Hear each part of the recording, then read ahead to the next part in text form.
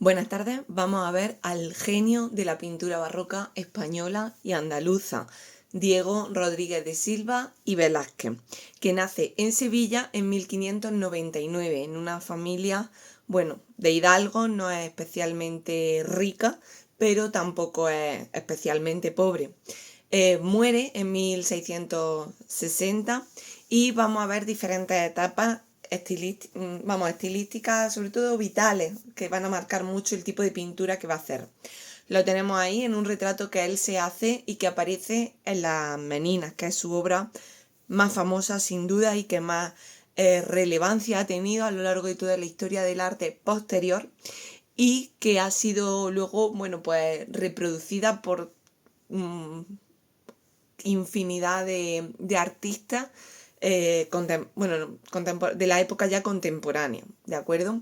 Él nace, como hemos dicho, en Sevilla y enseguida se va a ir de aprendiz a un taller. A los niños enseguida los ponían a trabajar, a que aprendieran un oficio, y se va a ir primero al taller de Francisco Herrera el Viejo. Francisco Herrera va a ser una saga de artistas barrocos. Vamos a tener a Francisco Herrera el Viejo, a Francisco Herrera el Joven, trabajando en Sevilla y por más zonas de Andalucía también. Pero luego enseguida va a dejar de ese taller y se va a ir al de Francisco Pacheco. Francisco Pacheco luego se convertirá en su suegro y Francisco Pacheco va a tener muchos contactos con el conde duque de Olivares, que también era sevillano y que era el valido del rey, y tenía muchísimo poder el conde duque de Olivares. Eso, pues le va a facilitar a Velázquez muchísimo la vida a la hora luego también de irse a Madrid y trabajar para la corte. A los 18 años consigue una licencia para pintar de sus maestros y él pues empieza con unos principios manieristas, academicistas, empieza ya también a trabajar el tema del tenebrismo con esos claroscuros que se ven en algunas de sus obras. Aquí en esta página tenemos dos. La superior es La vieja friendo huevos y la de abajo es La adoración de los magos.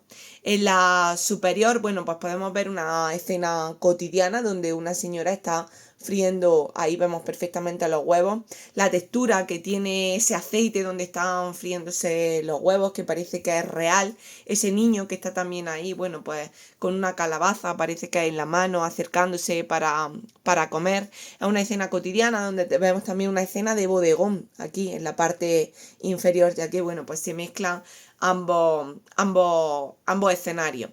En la parte inferior lo que vemos es La adoración de los magos y parece ser que pintó a su esposa como la Virgen María en esta obra, ¿de acuerdo?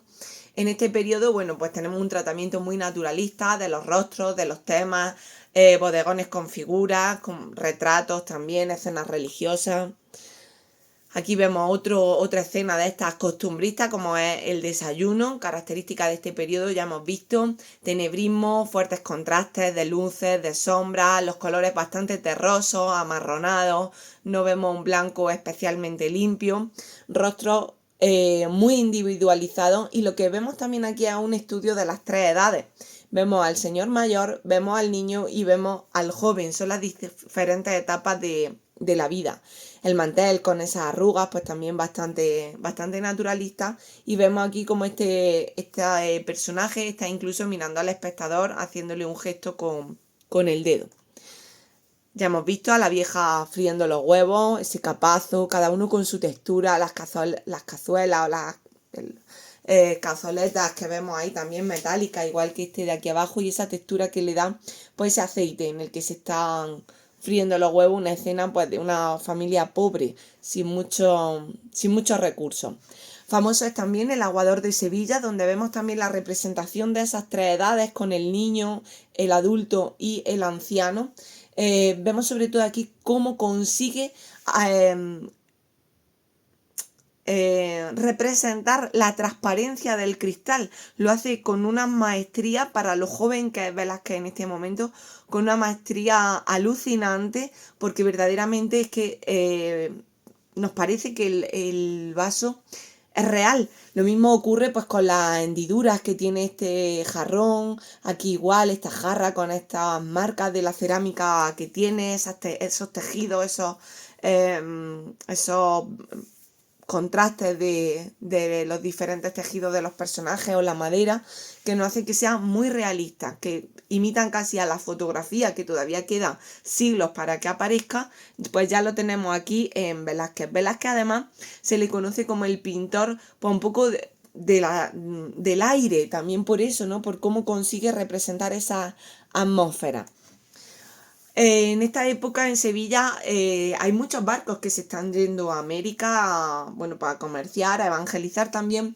Y una de esas personas que se va a embarcar a América para cristianizar aquello, pues va a ser Sor Francisca Jerónima de la Fuente, a la que le hace un retrato unos días antes de embarcar para allá. La vemos aquí ataviada con ese hábito de monja, la cruz, el libro que serán la Sagrada Escritura, y con una mirada pues bastante escrutinadora, que mira directamente al espectador. Hay que tener en cuenta que, bueno, que la Iglesia en este momento era una institución que tenía bastante poder y se podían permitir pues esos escrutinios a la sociedad donde, bueno, pues el pecado, la parte más carnal también estaba presente y que, bueno, pues no estaba bien vista por la parte religiosa. Igual, fijaros la cantidad de matices que le da al vestuario con esas diferentes tonalidades, ese juego de luces, de sombras también. Otra de los cuadros famosos de Velázquez. Velázquez pinta una gran cantidad de obras, cientos de obras. No vamos a analizarlas todas, obviamente, pero sí que veáis pues muchas de ellas. Y aquí lo que tenemos es una escena religiosa y también una escena cotidiana. Por un lado, el título que le da a esta obra es Cristo en casa de Marta y María. Tenemos aquí a Cristo y a Marta y a María, o sea, una escena que en el cuadro es secundaria, que la vemos a través de una ventana, una escena pequeña, que tampoco, si no nos dicen quiénes son esos personajes, no tenemos ninguna capacidad o ninguna pista para saber quiénes son, porque además están vestidos a una moda quizás, pues no del año del siglo I, sino quizás un poco más actuales. Si nos puede dar una pista esta jarra, esta jofaina, porque en esa escena Marta y María eran amigas de Jesús, su hermano era Lázaro, el que muere y luego Jesús resucita. Y bueno, en una de las visitas que Jesús le hace a Marta y María, Marta compra unos perfumes muy caros para una familia que humilde, era un gasto excesivo, y le limpia los pies a Jesús con esos perfumes. Y su hermana se lo recrimina diciéndole que, bueno, que ese dinero se podía haber gastado en otra cosa, más, que se hubiera aprovechado más.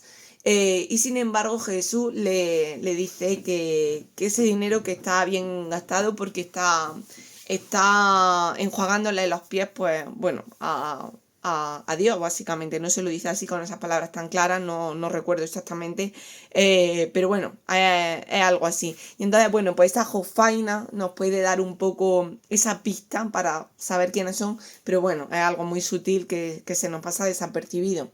Al otro lado, pues tenemos una escena totalmente cotidiana de bodegón, donde tenemos esta mesa con los huevos, la jarra, el pescado, lo que parecen ajos, champiñones, la chica con el mortero, una familia humilde, donde tenemos aquí a la que le está enseñando, lo vemos cómo señala con el dedo a la chica, y cómo también a su vez se hace una diagonal que nos señala a la ventana, donde está esa escena importante. Mucho naturalismo en los rostros, en las diferentes texturas de los diferentes materiales que vemos sobre la mesa. La adoración de los magos, que lo hemos visto anteriormente, donde pinta a su esposa como si fuera la Virgen María. Aquí vemos muy bien también el claroscuro con esos juegos de sombras, esa escena de paisaje que parece que está anocheciendo, y luego la Virgen y el Niño Jesús, como siempre, pues bastante iluminados. Y luego los tres reyes ataviados a una moda pues bastante actual, con esa lechuguilla al rey Baltasar, que no es propia de la época en la que nació Jesús. En el año, cuando tiene 24 años, el suegro, Francisco Pacheco, le ha animado a que suba a Madrid, a que suba a la corte, va con una carta de recomendación del conde duque de Olivares y él va a estar allí en su primera etapa madrileña trabajando para el rey como pintor de la corte. Es uno de los cargos al que aspiraban todos los pintores de la época porque obviamente pintar para los reyes pues suponía un prestigio brutal y económicamente pues obviamente muy bien pagado. En este caso se va a concentrar más en esta etapa en hacer retratos de los reyes y su familia. Aquí tenemos algunos de los retratos de los reyes de Felipe III, Felipe IV, ataviados de diferentes estilos, formas, aquí con este jubón que se llama así, jubón negro, ese negro ala de cuervo que era propio de la corte española y que venía a significar elegancia, sobriedad, esa corte perfectamente anclada bueno, pues en ese imperio español que eran los reyes del mundo y que tenían que hacerse respetar pues por el resto de cortes europeas que eran algo más joviales y más resueltas ellas. Aquí tenemos a Felipe IV, lo hemos visto antes, un retrato, bueno, seguramente pasado por el filtro belleza, aunque no existía Instagram ni TikTok, pero bueno, los Austrias, conforme van pasando las generaciones, sus rasgos se acentúan cada vez más, como se iban casando entre familias. De hecho, Carlos III ya llega a una deformidades en la cara que no le permiten ni comer. Y vemos aquí, bueno, pues ese mentón bastante prominente, pero seguramente bastante más sería el que lo que tenía en realidad este rey. Vemos también a Luis de Góngora, el escritor, aquí representado con una mirada muy escrutadora, muy penetrante, un retrato muy psicológico donde podemos ver perfectamente cómo puede ser el carácter de este escritor. De nuevo vestido de negro, que simbolizaba, pues, ya os digo, el poder de España, la gente rica se vestía de negro, la elegancia. Aquí vemos también ese juego de luces y sombras, como en la cara, la parte que le da la luz, una luz que no sabemos de dónde viene, pero bueno, que lo ha querido representar así Velázquez, y luego la parte de la sombra. Su arruga, en un estado, bueno, pues ya de cierta edad. El infante Don Carlos, de nuevo también representado pues con esa vestidura de gala, ¿vale? Con el toisón de oro, que el toisón de oro es un collar que tiene forma de corderito muerto, representa el vellocino de oro y es una orden que, bueno, pues se crea con los Austrias, vitalicia, si a ti te dan el título de pertenecer, o te dan el privilegio de pertenecer a esa orden del toisón de oro, una vez que fallezcas tienes que devolver el collar, vamos, tú no, tus familiares, porque no es hereditario, no es nominativo, por así decirlo. Todos los reyes han pertenecido a esta organización del toisón de oro, el rey actual también, la infanta Leonor, yo creo que también ya su padre le concedió el toisón de oro cuando cumplió los 18 años. Entonces, si os fijáis, algunas veces que salgan en la tele de gala, no cuando van a, yo que sé, a un partido de tenis, ¿no? O a ver la final de la liga, pero suelen llevar este collar con ese cordero, ¿de acuerdo? Otro retrato hace muchísimo, aquí también de la reina de Hungría.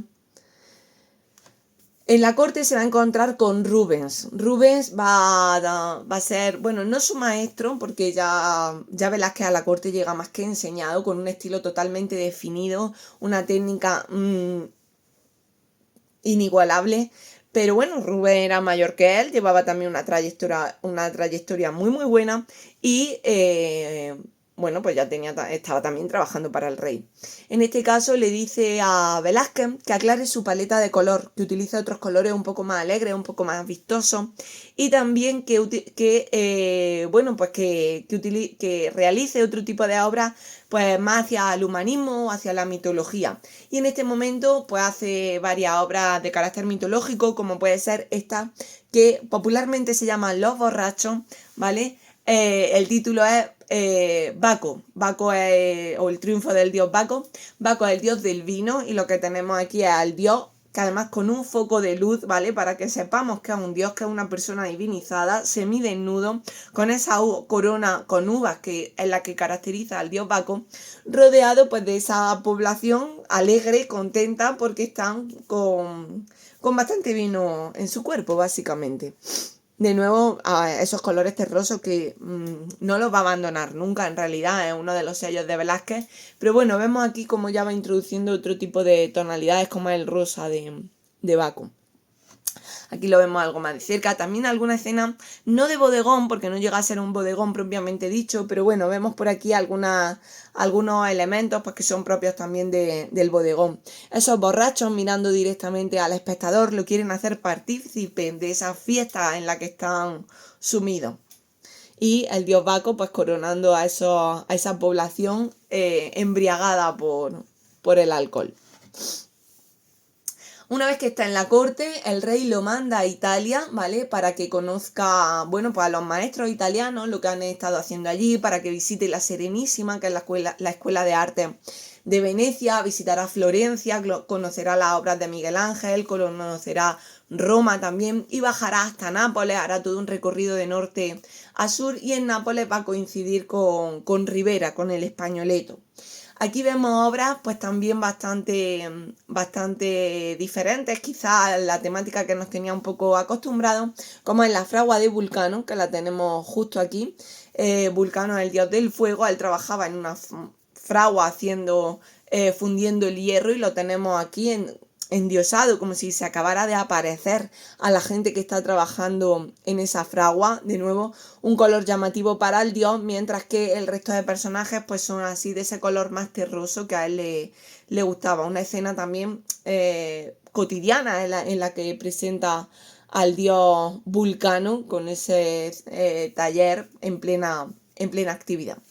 Y en la parte inferior al que tenemos es una escena bíblica que se llama La túnica de José. José, si no recuerdo mal, tenía 9 hijos, el más pequeño de todos era Benjamín y bueno, pues él le va a dar la túnica, si no recuerdo mal, a su hijo Benjamín y el resto de hermanos se enfadan y están peleándose por esa túnica. Y bueno, pues lo tenemos ahí en esa escena de disputa con el perro significa la fidelidad siempre, ¿vale? Aunque aquí el perro está un poco cabreado, un poco protegiendo a su dueño, que es José. Y luego ese suelo embaldosado que recuerda a los palacios florentinos, a los palacios italianos del siglo XVI, que nos sirven también para darle perspectiva al cuadro, para darle profundidad al cuadro y que, bueno, pues luego se utilizará en muchas ocasiones. José está en un palacio que no es un palacio propio de la época, no es José es de bastante antes de Cristo. Aquí tenemos esa escena, cómo están trabajando la armadura, vemos aquí el yunque, los martillos, esa escena un poco de bodegón, el hierro caliente, cómo están asombrados los que trabajan en la fragua cuando Vulcano se le ha aparecido ahí. Aquí está ese jarrón también que podemos ver el brillo, esa textura que parece que tiene de cerámica vidriada, igual que la armadura que también le da una textura muy realista. Son pinturas que son muy reales. Y aquí pues bueno, vemos esa túnica de José con esa alfombra, también una alfombra que bueno, está como arrugada, ¿no? Del paso de cómo ha llegado José a regañar a su hijo.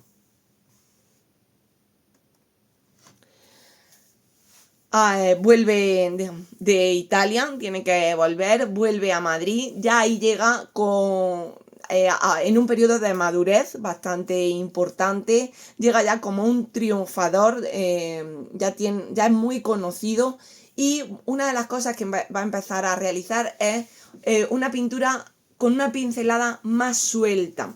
Ya no va a ser tan rígido, ya no va a haber tanta línea y color, sino que ya todo se va a ir difuminando.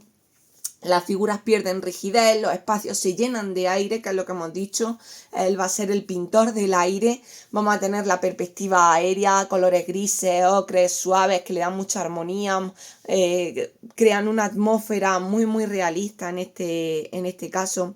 Y aquí uno de los cuadros más conocidos es el cuadro de Velázquez. Es un crucificado, es Cristo en la cruz. Es un Cristo de 4 clavos. Hasta la época en el románico se habían hecho Cristos de 4 clavos. Luego ya pasamos a los Cristos de 3 clavos. Y Velázquez recupera ese Cristo de 4 clavos. Lo vemos 2 en las manos y en los pies. Uno en cada pie. Un paño de pureza muy, muy escueto, ¿vale? Vemos ese estudio anatómico que le hace a un Cristo que ya está muerto. Le vemos la llaga del costado también sangrando. La corona de espinas, la cabeza hacia abajo, que nos indica también que Cristo ha muerto.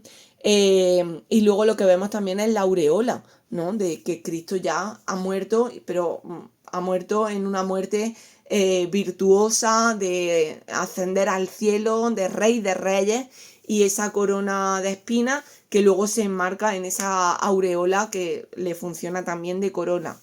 La cartela donde tenemos ese famoso INRI, donde en 3 idiomas parece ser que ponía Jesús Cristo Rey de los Judíos. En la cartela, en ese famoso INRI, estaba en hebreo, estaba en griego y me parece que estaba también en latín, ¿vale? Aunque en muchas ocasiones nosotros solo veamos esas iniciales, INRI, Jesucristo Rey de los Judíos, pues no, originalmente parece ser que tuvo la cartela en 3 idiomas para todos los que pasaran delante de ese Cristo crucificado, pues vieran por qué estaba condenado a la crucifixión, que era la crucifixión, tenéis que saber que era una muerte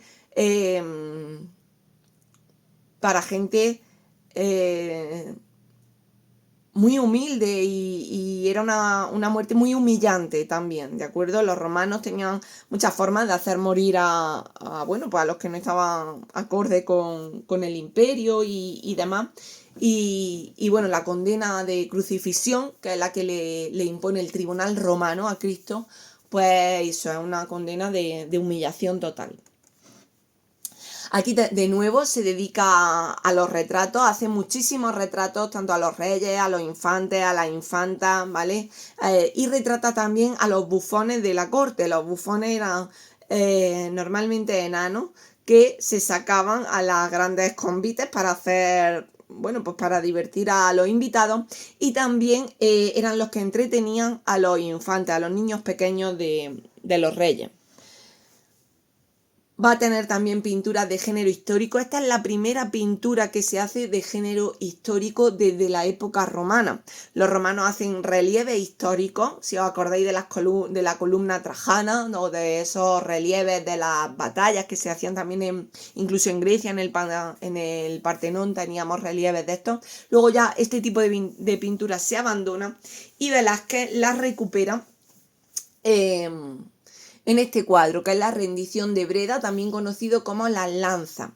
Breda es una ciudad que está en el centro de Europa. España estaba en guerra, no en la época de Velázquez, esto había sido en una época, unos años anterior. Estaba en esa guerra de religión y demás con estos países centroeuropeos, donde el protestantismo pues estaba cogiendo mucha fuerza. Y finalmente en una de estas batallas los tercios españoles consiguen rendir la ciudad de Breda.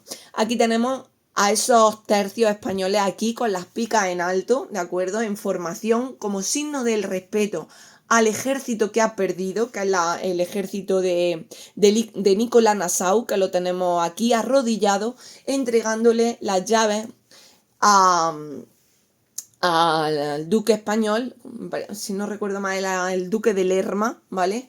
Que lo recibe con un gesto de humildad también, dándole el abrazo, no lo recibe con un gesto de ostentación, de poder, de estar por encima de él, todo lo contrario. Aquí tenemos un teatro de lo psicológico muy, muy potente por las distintas formas en las que se conciben a ambos bandos.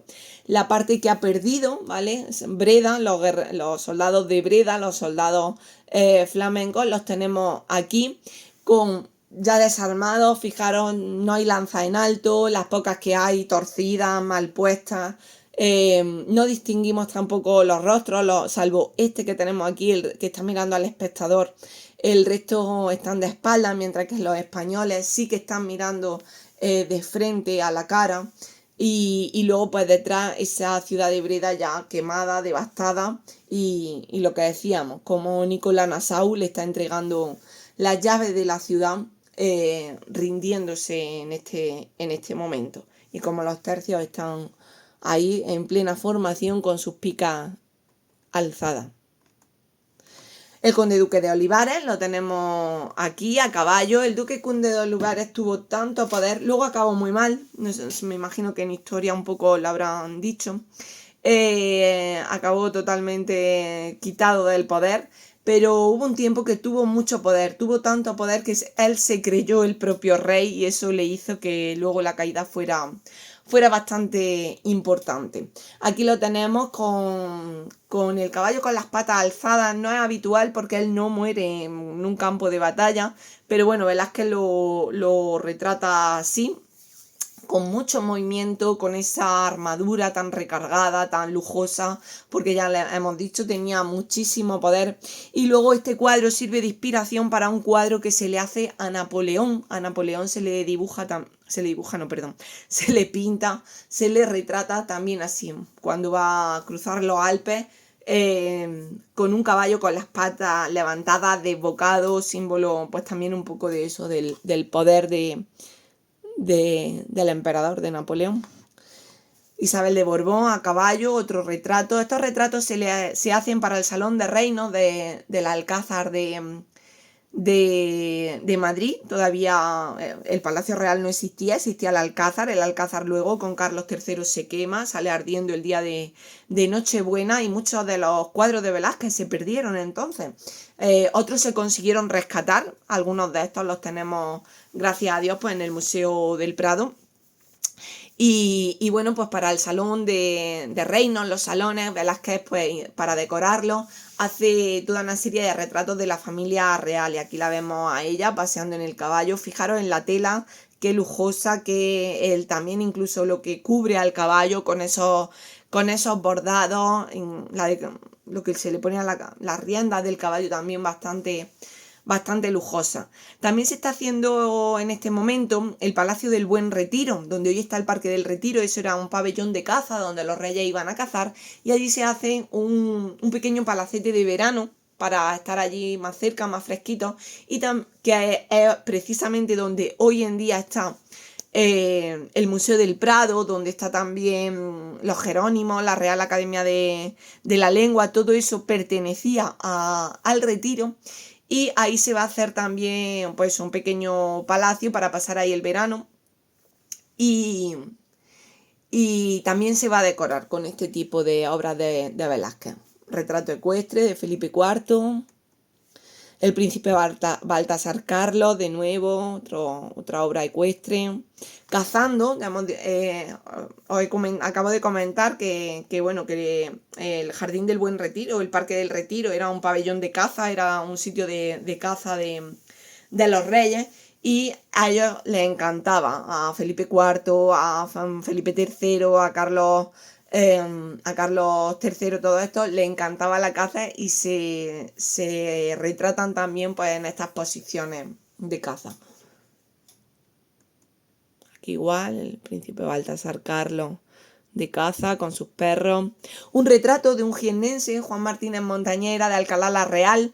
Él era escultor, uno de los mejores escultores que nos ha dado esta tierra, y que hace Inmaculada, hace también algunas obras importantes de la imaginería sevillana que procesionan a día de hoy en la Semana Santa de Sevilla, y ellos coinciden en Madrid y bueno, seguramente también lo conocería de su vida en Sevilla. Y aquí, bueno, pues tenemos un retrato de Juan Martínez Montañés. Los bufones, lo que hemos dicho, esos bufones de la corte. el enano Juan Calabaza, apodado el Calabacilla, los retrata también de una manera que no pretende reírse de ellos, al contrario, le da mucha humanidad, le da mucho empaque a este tipo de personajes que lo que servían era pues eso, para que los ricos, los poderosos se rieran de esta gente, y Velázquez lo retrata con todo su, bueno, pues con toda su personalidad, con sus defectos también, por supuesto, pero no con la intención de reírse, todo lo contrario, sino pues para hacerle quizás más bien un homenaje a estos personajes. Pablo de Valladolid, el enano Francisco, apodado el Niño de Vallecas, Diego de Acedo, el enano Sebastián de Morra, está muy conocido este retrato de Velázquez, pues igual porque está ahí sentado, pero ningún fondo neutro, sin ningún tipo de intención de eso, de ridiculizar, que no me salía antes las palabras, ni nada por el estilo, todo lo contrario, es un retrato como se le puede hacer a cualquiera persona de todos los retratos que él hace a lo largo de su vida. Aquí dos retratos que no son contemporáneos de la época ni mucho menos, sino que bueno, pues me imagino que por las descripciones que podría obtener Velázquez por los distintos textos o ni siquiera, pues tenemos de dos filósofos de la Grecia antigua. Tenemos a Esopo, que es el que escribe numerosas fábulas, las grandes fábulas de la liebre y la tortuga, por ejemplo, pues, o la zorra y la uva. Son escritos de Esopo. Y luego tenemos también al filósofo Menipo, representados pues como gente más bien de la calle, gente humilde, que bueno, pues tuvieron fama en muchos casos a posteriori, y que vivieron pues de una manera bastante asceta, ¿vale? Aquí tenemos a Marte, dios de la guerra, una clarísima referencia a las tumbas medicias, a las tumbas de Lorenzo el Magnífico, la realizada por Miguel Ángel, con ese guerrero pensador de Lorenzo de Medici, y en el que seguramente Velázquez se inspiraría para hacer a Marte, dios de la guerra, que vemos aquí. Una pintura totalmente naturalista. Fijaros en la representación del torso, un estudio de la anatomía también muy bueno. Seguramente Velázquez tuvo gente posando para él, para hacer esta obra. La caída también de las telas, de los ropajes, el casco, el escudo aquí también, son tanto el escudo como el casco a la moda del siglo XVII, no son a la moda de la Grecia clásica, ni mucho menos, pero bueno, igual que bueno, el rostro con el bigote. Después de estar en Italia, después de estar en esta segunda etapa en la corte, de nuevo lo mandan a Italia para que compre obras de arte para las colecciones de Felipe IV. Se marcha para allá, en principio se iba a ir solo un año, alargó su estancia porque no se quería volver, no sabemos si es que allí parece ser que tuvo un amante que lo retenía más de la cuenta. Durante esta época él va a experimentar ya con lo que luego se conoció como el impresionismo, estas escenas de paisajes muy coloridas, donde ya no hay trazos, sino que es manchas de color, que si nos acercamos la forma la perdemos totalmente, tenemos que ver el cuadro de lejos para poder apreciar en conjunto. Otro de los retratos famosos, el retrato de Inocencio X, que lo tenemos aquí. Inocencio X fue un papa, bueno, parece ser que duro, severo. Lo tenemos con esa capelina en rojo propia de los papas. De hecho, si visteis el otro día cuando sale el nuevo papa al balcón después de haber sido elegido, la llevaba. El bonete también rojo. Una mirada muy escrutadora también, muy analítica, de mirar al espectador. Fijaros que no tiene ni nada alrededor, que no ningún tipo de estructura arquitectónica ni nada, y sin embargo el retrato tiene mucha fuerza. Cuando Velázquez iba a presentar el cuadro, le decían que no se lo presentara al Papa, que al Papa no le iba a gustar, porque lo había representado tan real que a él no le iba a gustar. Y sin embargo, cuando se lo presentó al Papa le encantó este cuadro porque dijo que lo había representado totalmente fiel, tal cual es, o era, mejor dicho. Fijaros esa mirada escrutadora, ese gesto ahí con esa boca un poco apretada, las cejas también enmarcadas de aquel que te está juzgando. Juan de Pareja, que es un esclavo, era negro, moro, parece que era de Mauritania, y bueno, él quería embarcar a Italia, acompaña a Velázquez a Italia, y aquí lo representa pues igual, con bastante, para ser una persona que a nivel social pues estaba en la parte más baja, lo representa con mucha dignidad, con totalmente digno, con cierto realce, en fin. Velázquez era un pintor muy psicológico también, sabía sacar la psicología de cada una de las personas a las que retrataba. Ese pabellón del Jardín Medici en Roma, donde hemos dicho que aquí ya se intuye ese impresionismo que vendrá después. Fijaros las manchas de color, si nos acercamos mucho pues lo que vemos es eso, nos tenemos que alejar para poder ver pues el árbol, las personas aquí dibujadas totalmente difuminadas. Y esta es otra de esas obras, son dos solamente las que realiza de este tipo la Villa Medici, donde juega con ese protoimpresionismo, ¿vale? Ese impresionismo anterior al impresionismo, en realidad. Una de las obras que realiza en Italia va a ser la Venus del espejo. Hablábamos con Rembrandt de esas Danaes, por ejemplo, de esas figuras, de esos retratos que se hacen para la vida más privada. Y aquí tenemos pues a la diosa Venus mirándose en ese espejo, sujeto por Cúpido, en un entorno parece ser bastante rico, lo vemos por el terciopelo rojo que cae aquí, la cortina, la manta también de terciopelo, muy sensual, no se le distingue el rostro a Venus, no sabemos a quién retrató aquí Velázquez. Dicen que fue un amante que pudo tener en su segundo viaje a Italia, que era la que hacía que no quisiera volver a España. Una vez que vuelve ya a Madrid va a ser una etapa, bueno, que ya supone ya sí el culmen, ¿vale? Es un periodo donde hace las obras ya más conocidas como son las Meninas, las hilanderas, también las tenemos aquí. Muchos retratos a esas infantas, a esas meninas, como puede ser aquí, Doña Margarita de Austria, de las cuales luego artistas como Picasso, el equipo Crónica, Francis Bacon, han sacado diferentes representaciones, reproducciones, le han dado una vuelta a todas estas obras. Aquí igual, María Teresa de España son las hijas de los reyes, ataviadas a la moda de la época, ¿vale? Con ese cancán tan enorme que es tan característico de las meninas. Felipe IV, más retratos de los reyes, aquí igual. La infanta Margarita Teresa.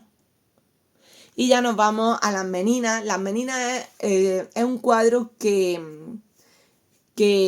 bueno, surge, podemos decir, porque los reyes, Felipe IV y su esposa, le piden que le haga un retrato a ellos.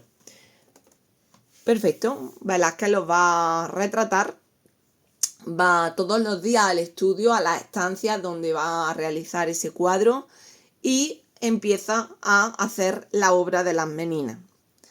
Le sale esto a Velázquez. Y decimos, bueno, ¿dónde está el retrato de los reyes? Bueno, pues el retrato está aquí, en este espejo, en una clara referencia a el matrimonio Arnolfini, donde tenemos a ese matrimonio que sí lo vemos y al pintor que estaba en ese espejo al final de la obra, si os acordáis, en la parte del fondo de la habitación. Pues aquí Velázquez lo hace igual, pero a la inversa. Se retrata a él como pintor, la escena que tiene delante, que es de la infanta Margarita, la hija de los reyes, las distintas infantas, y luego los bufones de la corte, el perro, otro personaje que bueno, pues estaba ahí detrás de la escalera, y luego cuadros, que parece que estos son de los que se perdieron en ese incendio del Alcázar. Si no recuerdo mal, eran de Rubens esta obra. Cuando Velázquez va a presentar la obra a los reyes, de nuevo se encuentra en la tesitura que le dicen que no se la presente, que el rey le ha pedido un retrato de él y de su esposa y que ahí él y su esposa se ven de refilón y regular y menos. Velázquez estaba tan seguro de que su obra era tan buena que le dio exactamente igual lo que le decían y presentó a los reyes Las Meninas.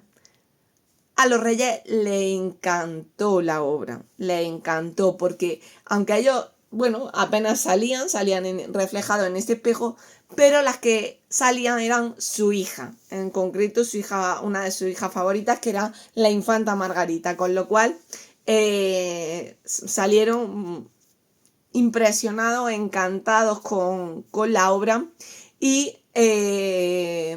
a Velázquez lo va a nombrar el rey a partir de este momento caballero de la Orden de Santiago, la orden de caballería más importante de España desde la Edad Media, y era todo un privilegio pertenecer a la Orden de Caballería de Santiago, solo pertenecían la creme de la creme, vamos.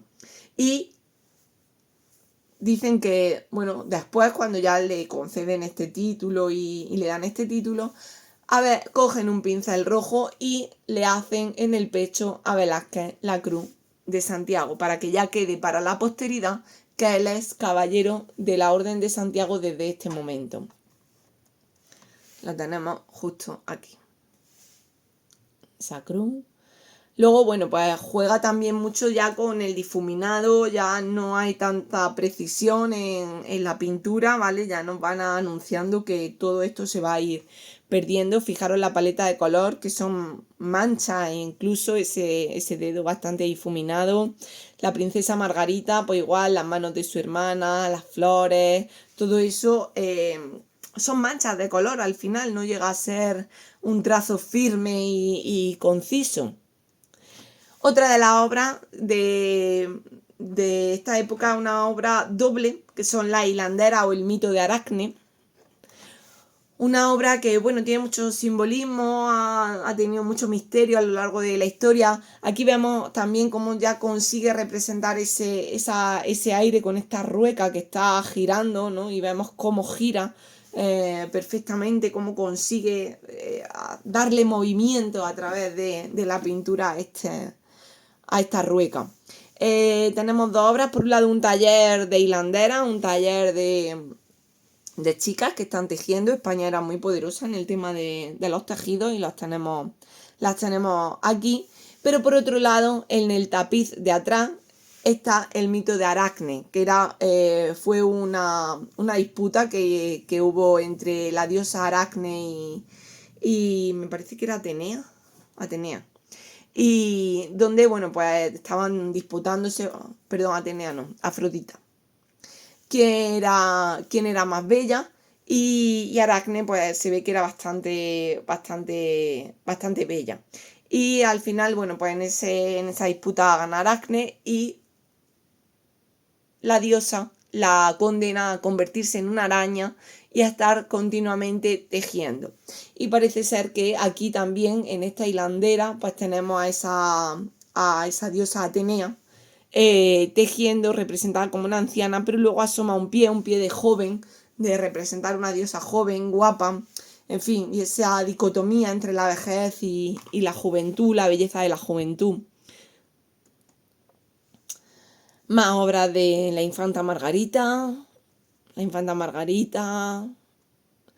infante Felipe el Próspero, que el pobre murió muy pequeñito, con el perro fiel, que significa pues eso, la fidelidad. Y ya está, y con esto pues bueno, acabamos el barroco. Velázquez ha sido tan influyente que va a influir en los pintores del siglo XVIII, XIX, XX, y esperemos que en el siglo XXI también siga influyendo Velázquez y se hagan grandes obras. Ya está influyendo en el siglo XXI, porque si no recuerdo mal, Belling ya tiene algunos grafitis inspirados en obras de Velázquez, por ejemplo. Así que, bueno, pues el mejor pintor que nos ha dado la historia del arte española y andaluza, ¿de acuerdo? Así que nada, pues con esto terminamos ya el barroco. Un saludo.